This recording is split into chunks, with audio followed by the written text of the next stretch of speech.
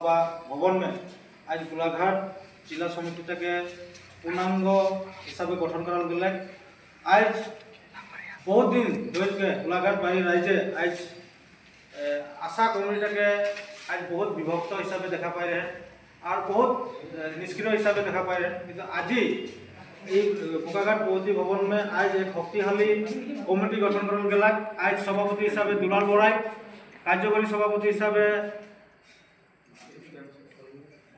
David धानवार और साधारण सम्पादक हिसाब से जेम्स उरांग के लेके 27 जनिया एक शक्तिशाली कमिटी गठन कर गया।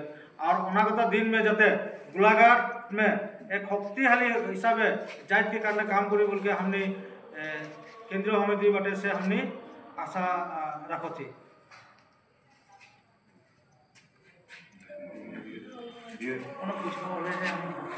সকলোকে নমস্কাৰ আৰু জোহাৰ জনাইছোঁ।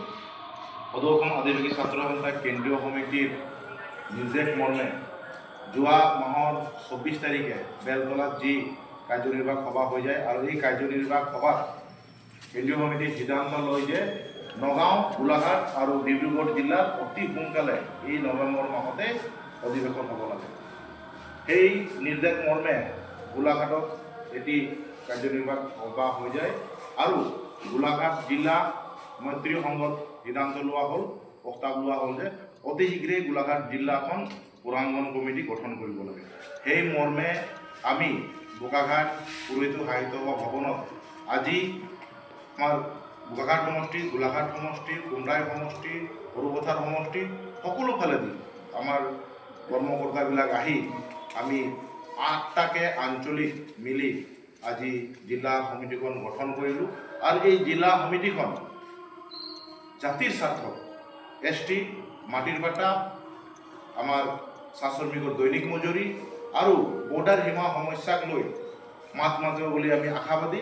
আৰু আমি দেখিছোঁ যে যোৱাকালি অসম চৰকাৰে আমাৰ অতি শ্ৰদ্ধাৰ সন্মানীয় ডক্টৰ হিমন্ত বিশ্ব শৰ্মাই আদিবাসী ছাত্ৰ সন্থা আৰু অসম চাহ মজদুৰ সংঘ, চাহ জনজাতি ছাত্ৰ সন্থা আৰু BCMSক মাতিছিলে।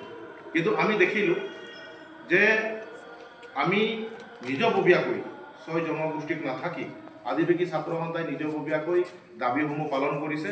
আৰু আমাক চৰকাৰখনে আদিবাসী হিচাপে যিহেতু যেনেধৰণে মাতিব লাগিছিলে সেই ধৰণে আমি চিঠি নোপোৱা দেখি আমি যোৱাকালি আমি এই মিটিঙত উপস্থিত নহওঁ।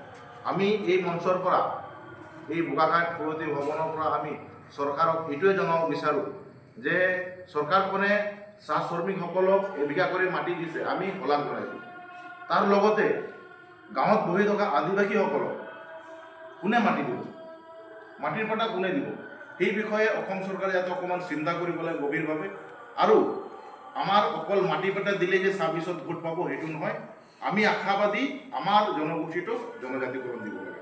যদি জনজাতিকৰণ নিদিয়ে তেতিয়াহ'লে আমি ভোটাৰৰ কাষ চাপিম, গাঁৱে ভূঞে বাগানে বস্তিয়ে গৈ পেলাই আদিবাসী ৰাইজক বুজাম যে এই চৰকাৰখনে এই আদিবাসী চাহ শ্ৰমিকৰ চৰকাৰ নহয়, এই চৰকাৰখনে বুদ্ধিবাদীৰ চৰকাৰ, এই চৰকাৰখনে ধনী মানুহৰ চৰকাৰ।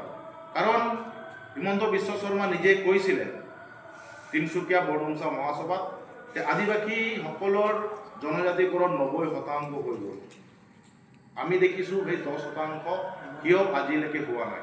গতিকে আমি চৰকাৰখনক ক'ব বিচাৰোঁ যে আদিবাসীসকলক যদি সঁচা স্বাৰ্থতেই আপুনি যদি ভাল পায়, আপুনি ভোট লয় আৰু লৈ থাকিব বা আদিবাসীসকলে দিব, তেতিয়াহ'লে আদিবাসীসকলৰ জনজাতিকৰণ প্ৰদান কৰক। অন্যথা আদিবাসী ছাত্ৰ সন্থাই এই চৰকাৰখনক বিৰোধিতা কৰিবলৈ সাজু হৈছে।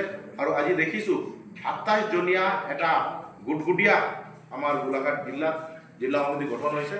আৰু এই জিলা সমিতি কিন্তু জাতি হৈ মাত মাতিব। আৰু চৰকাৰে যদি আমাৰ মুখ্য দাবীসমূহ পূৰ্ণ নকৰে তেতিয়াহ'লে চৰকাৰৰ বিৰুদ্ধে যাবলৈ আমি সাজু হৈছোঁ।